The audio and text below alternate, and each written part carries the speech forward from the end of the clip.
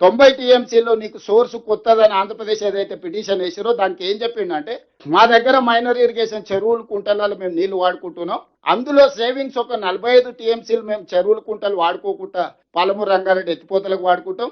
ఇప్పుడు గోదావరిలో పట్టిసీమ ద్వారా పోలవరం నుంచి మేము కృష్ణా డెల్టా ఆయకట్టుకు 80 టీఎంసీల నీళ్లు తీసుకెళ్తున్నారు. అట్లా బేసిన్ మారినప్పుడు ఆ నీట్ల పై రాష్ట్రాలకు కేటాయించాలి. మాకు ఒక 45 టీఎంసీల నీళ్లు వస్తే మిగతా కర్ణాటక మహారాష్ట్రకు పోతే ఆ 45 గోదావరి నుంచి కృష్ణా బేసిన్ కు తరలించిన దాంట్లో మాకు వాటా వస్తుందని ఒక వాదన. రెండోది మా మైనర్ ఇరిగేషన్ ఏదైతే మా చెరువులు కుంటలు ఉన్నాయో మేము సేవింగ్స్ చూపించుకున్నాం, ఇది ఒక 45 టీఎంసీ, మొత్తం కలిపి 90 టీఎంసీలకు మాకు అనుమతి అని మళ్ళా ఈ ప్రభుత్వుడే పోయి మళ్ళా పిటిషన్ వేసిండు.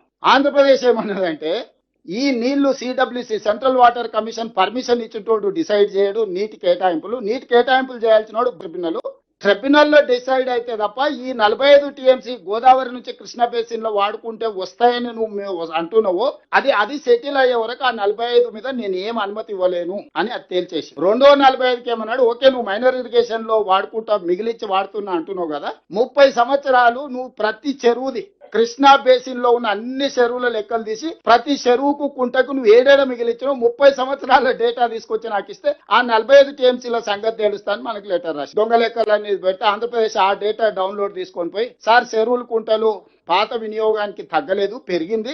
పెరగడానికి కారణం ఏంటంటే కమిషన్ కాకతీయాల ఈ చెరువుల కుంటలు అంతా పునరుద్ధరించారు, మైనర్ ఇరిగేషన్ గతంలో వాడుకునే దానికంటే రెండింతలు వాడుకుంటారు, సేవింగ్స్ లేదు, ఈ 45 కూడా అనుమతి ఇవ్వడానికి దీన్ని కూడా తీసి బయట పడేది. ఇది మొత్తం కొత్త ప్రాజెక్టు, దీని మొత్తం తాళమేందని ఆంధ్రప్రదేశ్ మన మీదకి లగెత్తుకొచ్చింది.